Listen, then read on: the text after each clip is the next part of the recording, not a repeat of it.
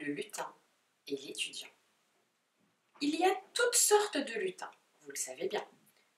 De gentils lutins et de méchants lutins. Et d'autres qui ne sont ni bons ni mauvais, mais qui savent que charité bien ordonnée commence par soi-même. Celui dont je vais vous raconter l'histoire était justement un de ceux-là. Donc, un beau jour, un lutin astucieux arriva dans une ville et décida de s'installer chez un épicier. Ainsi, il était sûr d'avoir tous les soirs un bon dîner. En fait, non seulement l'épicier lui préparait tous les soirs une assiette de bouillie bien crémeuse, mais il prenait soin d'y ajouter une cuillerée de confiture. Dans la même maison, au-dessus de la boutique de l'épicier, demeurait un pauvre étudiant. Il était si pauvre qu'il ne possédait rien à lui, excepté 2 ou 3 livres dans lesquels il étudiait. Le lutin connaissait l'étudiant. Parfois, il souhaitait être aussi instruit que lui. Mais la seule pensée d'habiter un grenier lui donnait des frissons. Un matin, le pauvre étudiant descendit dans la boutique de l'épicier pour acheter quelques maigres provisions.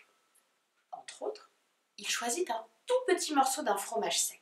« Un instant, dit l'épicier, je vais vous l'envelopper. » Et il arracha une page d'un vieux livre tout déchiré qui se trouvait sur le comptoir.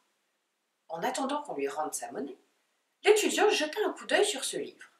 Il se rendit compte immédiatement qu'il s'agissait d'un recueil de poèmes très rare et très ancien, qui n'était nullement à sa place sur le comptoir d'une épicerie. « Reprenez le beurre et le sucre, s'écria l'étudiant d'une voix forte, et donnez-moi à leur place ce livre de poésie. J'aime mieux le lire que manger. » « Comme vous voudrez, répondit l'épicier.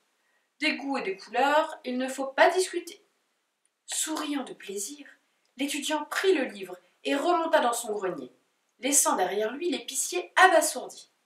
Quant au lutin, qui avait tout entendu, caché derrière une caisse à savon, il était perplexe. « Qu'est-ce donc que la poésie ?» se demanda-t-il. « Pourquoi est-elle plus importante que le beurre ?» Le soir venu, le lutin grimpa jusqu'au grenier. Il se pencha sur le trou de la serrure pour essayer de voir ce qui se passait. Comme il s'y attendait, il vit l'étudiant en train de lire à haute voix les poèmes de son livre. « Des mots, se dit le lutin, rien que des mots. » Mais, tandis qu'il observait l'étudiant, il se produisit une chose étrange et merveilleuse. Le jeune homme était baigné d'une lumière douce, chaude comme un rayon de soleil. Cette lumière semblait provenir du livre, de même qu'un arbre extraordinaire qui commençait à sortir de ses pages. L'étudiant continua à lire, et l'arbre se mit à grandir, jusqu'à ce que ses branches, chargées de feuilles vertes, l'entourent complètement. À ses pieds jaillirent des fleurs, et les accents d'une musique exquise se firent entendre à travers la pièce. Ce spectacle était si enchanteur que le lutin fut presque tenté de renoncer à l'épicier pour offrir ses services à ce pauvre étudiant. Il se rappela juste à temps son assiette de bouillie et sa cuillerée de confiture. Le lutin attendit plusieurs nuits avant de retourner au grenier et de coller son œil à la serrure. Ce qu'il y vit alors lui parut si beau qu'il resta dans les courants d'air jusqu'à ce que ses yeux se ferment malgré lui. Cependant, il ne pouvait se décider à abandonner l'épicier pour venir partager la vie de l'étudiant. Une nuit, alors que le lutin somnolait entre les caisses de savon, il entendit quelqu'un frapper violemment contre les volets de la boutique en criant « Au feu ! Au feu !» Aussitôt, l'épicier se précipita dans sa boutique pour sauver ce qu'il avait de plus précieux, c'est-à-dire l'argent de sa caisse. Et sa chère épouse le suivit en courant, serrant contre son cœur ses boucles d'oreilles en or. Le lutin ne pensa qu'à une seule chose, le livre de poèmes. Et tandis que l'épicier et sa femme se bousculaient pour sortir de la boutique, le lutin monta 4 à 4 les escaliers qui menaient au grenier. Le livre était posé sur une table de bois bancal. Sans un regard pour l'étudiant, encore à moitié endormi, le lutin saisit le livre, sauta par la fenêtre et retomba sur le toit.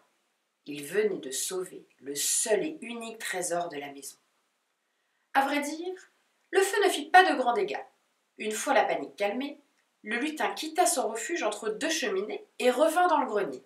Il tenait toujours son trésor serré contre son cœur. Et pour plus de sûreté, il l'avait enveloppé dans son bonnet rouge. « Ainsi va la vie, » se dit le lutin en remettant le précieux livre sur la table. « Je prendrai l'étudiant pour maître et je me résignerai à habiter ce grenier. » Puis, Pensant à sa bouillie crémeuse et à sa confiture, il ajouta: Mais je n'abandonnerai pas mon épicier. J'irai le voir tous les soirs à l'heure du dîner. Car pour être lutin, on n'en apprécie pas moins les nourritures terrestres.